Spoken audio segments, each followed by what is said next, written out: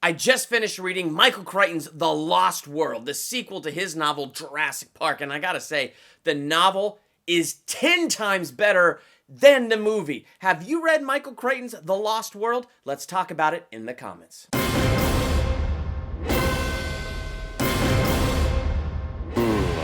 That's how it always starts. But then later there's running and screaming. Welcome to Durbania, I'm Durbin, and this is my spoiler talk book review for Michael Crichton's The Lost World, the sequel to his novel Jurassic Park. This novel is infinitely better than the Lost World movie. Now, when it comes to the novels, the Jurassic Park novel versus the Jurassic Park movie, I love them both equally, but in different ways. I don't want the movie to change. The movie is perfect as it is. We don't need to take elements from the book and retool that into the movie because I think that movie is a classic and should just be utterly untouched. And the book is also a classic and should be utterly untouched. And I think both of them as their own separate things are great. But when I'm watching the Jurassic Park movie versus reading the book, I can see where the movie got some ideas and elaborated. Or got some ideas and said, okay, we can't pull all of that off, and we got to shorten things, so here's how we're going to condense it. So it's like watching the film, I can see where it came from. I can tell they paid attention to their source material, even though they made some radical changes, and I enjoyed the changes they made, because for a film, I think that worked so well. Now, when you watch the Lost World movie, I think it's undeniable that the Jurassic Park movie is just infinitely better. Now, I like the Lost World Jurassic Park movie. I don't think it's terrible, but comparing it to its predecessor, yeah, it's incredibly weak. But the novel is so different that I'm looking at it like, yeah, there's similarities in the Lost World movie to the novel, but overall, I'm like, yeah, when did the novel come out versus the movie? Because it's like they paid no attention to the novel whatsoever. They took certain ideas and themes and kind of ran with it, but they did their own darn thing, and what they did was far weaker than what the novel gave. I think the novel presents a more solid, thought-out story with a great beginning, a good middle, and a good end, whereas you can tell that Lost World started off kind of good, a little weaker, and it gets a little wobbly, but when it gets to that third act of the T-Rex in San Diego, it's like they all lost their flipping way. They're like, they just forgot what the movie was supposed to be, the message that the film is trying to send, and the heart that's behind the writing. It's like totally out the window, whereas the Lost World novel maintains that. It maintains that integrity throughout the whole thing. About the only thing that the movie did the same as the novel is this. Ian Malcolm was the lead character, there was a character named Sarah Harding, and there was a Site B. That's it. Those are the only three things that it seems that this movie kept the same. Otherwise, the novel is totally different and 10 times better. So first, let me talk about where it's better in the characters. So first off with the characters, we do have Ian Malcolm coming back. And Ian Malcolm, no matter what, he's a solid character. I just feel like Jeff Goldblum was the best choice to play him in the movies, and he's a solidly written character in both the first novel and in this novel. They did a really great job getting into chaos theory, really what it is, why Ian Malcolm believes it, and kind of what drives his passion as a scientist. And it adds volumes to his character, which you really do kind of need in the Lost World novel. See, in the movie, he didn't want to set foot back on the island, which made sense. Like, he wanted nothing more to do with dinosaurs. He wanted nothing more to do with it. But in the book, he meets this incredibly annoying guy named Levine, and this guy, Levine, is a dinosaur nut and fanatic, and he's trying to figure out, if there's a lost world out there that was untouched by evolution and, extinction, and could there be something like that out there? And because of what InGen did and dinosaur carcasses washing up on various islands, Levine has kind of got this idea that there is a lost world, a lost ecosystem out there. And he knows Malcolm went to Costa Rica. He knows it was top secret, and Malcolm came back injured. And then with all the weird dino carcasses that keep popping up in that area, that's why he's annoying Malcolm. Like, come on, man, take me to this island. Let's go, let's go. But the thing is, he actually does stir Malcolm's interest to go back. Malcolm is not entirely reluctant to return to the dinosaurs in this one. And in the novel, he's interested to study extinction, because he wants to understand extinction and why the dinosaurs went extinct. Now, he has his theories, but he's excited to go back to the island to collect data on dinosaur behavior. And through this data that he wants to collect, he can maybe figure out extinction and why they went extinct, because he theorizes it wasn't just a meteor that struck the Earth that made them go extinct. He theorizes that the main thing that made them go extinct is a change in their behavior. So that's really what he's excited about studying. The other thing that's interesting is when things get really bad, you know how in the Lost World movie, the whole trailer scene where the trailers get flipped by the parent T-Rexes and pushed over the cliff? That does happen in the novel, but it's like a million more times more interesting and a million more times intense, and dare I say, slightly more realistic.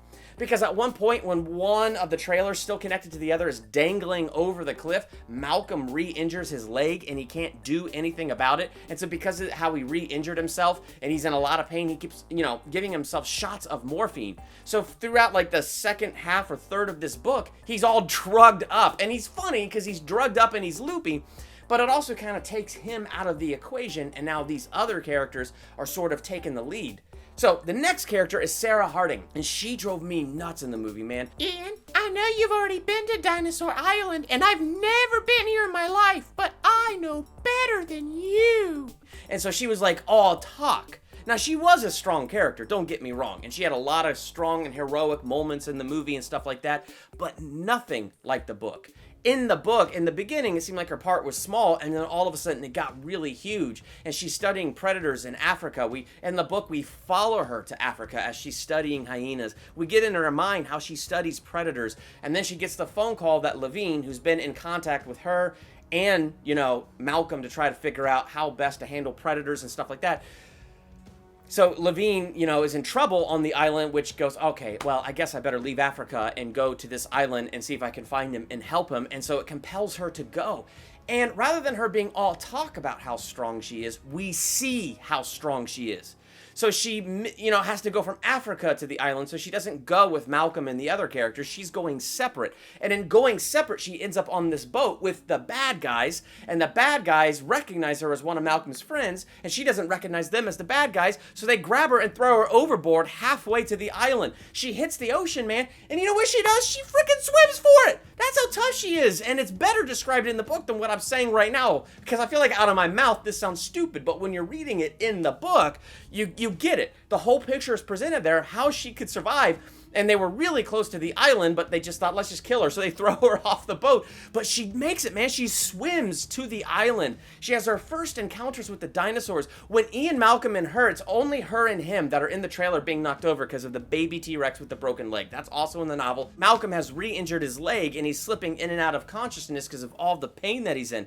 So Sarah grabs him, and she says, you wrap your arms around me. So he does. And basically, she carries him like a backpack. She climbs all the way down the trailer with the weight of this guy, gets out of the trailer, crawls around the outside. This other character, Thorne, shows up to save them and tosses down a rope. And so she ties up Malcolm. And throughout this whole thing, we see how incredibly strong and tough she is. And the way they do it is just freaking fantastic, man.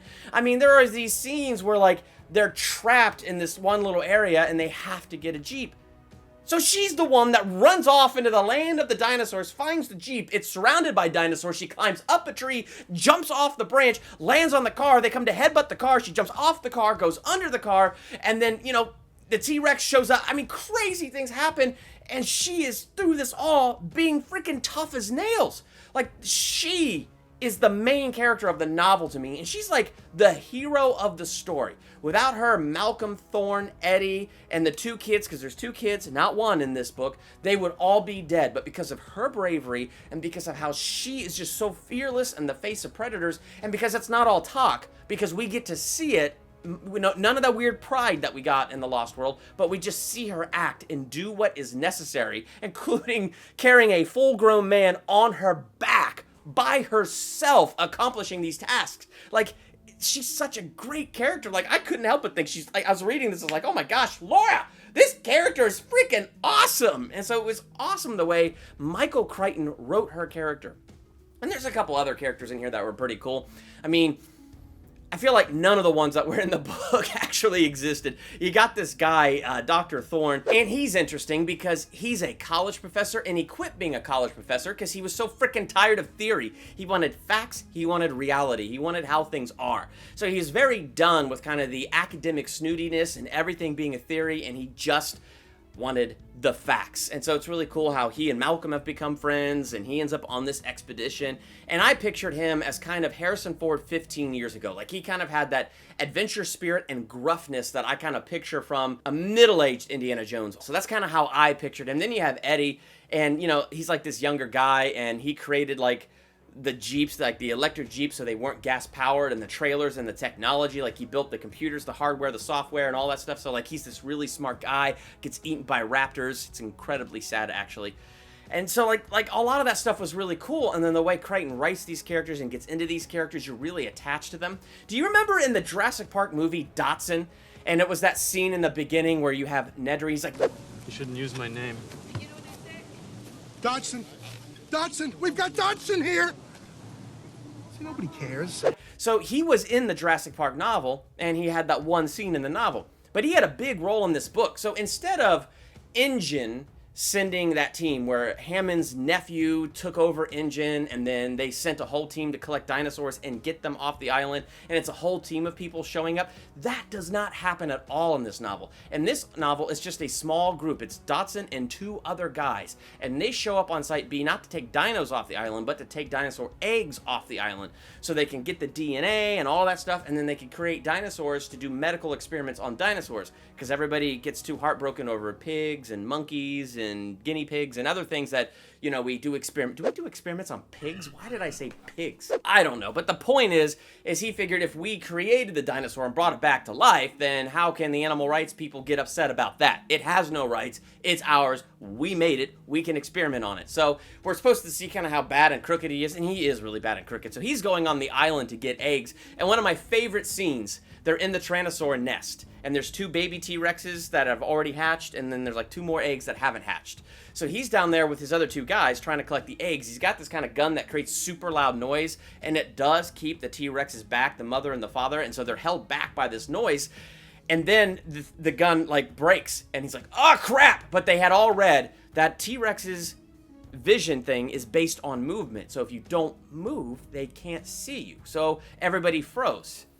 And then the T-Rexes ate one of the guys that wasn't moving. So they debunked the whole thing. The T-Rex can't see you if you don't move, and it was awesome. And so Dodson got away from it there, but then later the Rex caught him and then took him back to the nest and dropped him in so that the babies could kill him and learn how to kill prey. And it was actually a really fun moment. Gosh, that's so morbid for me to sit here and say that was a really fun moment, but he was a really dumb bad guy. He was the guy that threw Sarah Harding over the boat. He's the guy who's there so callous that, you know, he left one of his men to die just trying to escape trouble himself, and, you know, wasn't too heartbroken of the other guy that was eaten by the T-Rex. And so he's just a nutball of a character. So, like, finally for him to get his at the end after 2 novels was like, finally, this guy is gone and taken care of. Good freaking golly.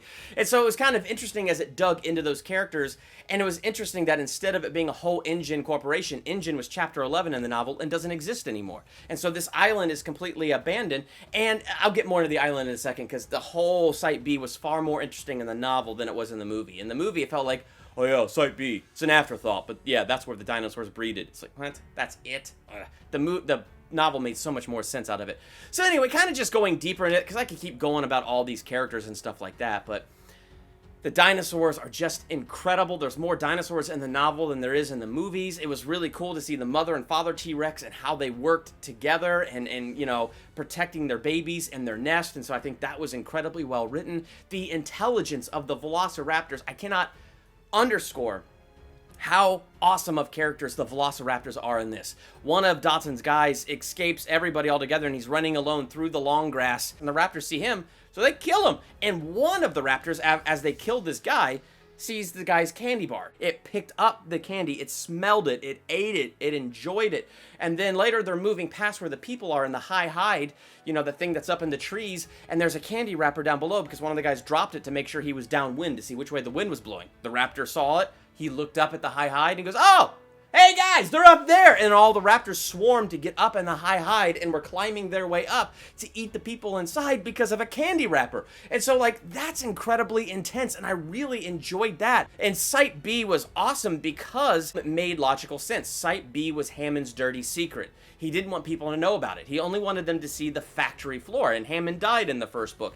And the factory floor got bombed. And so the fact that dinosaurs are showing up, but that island was completely bombed and destroyed, adds to the mystery of what's going on. When they're on Site B, it adds to the mystery of what is this place and why is it here? And it's because this is genetically where they did their experiments, where they created these dinosaurs and then a weird disease was killing them off. So they had to figure out this weird disease. And it kind of gets into all these things that they had to figure out with these genetics, all the failures they had, the weird mutations they had.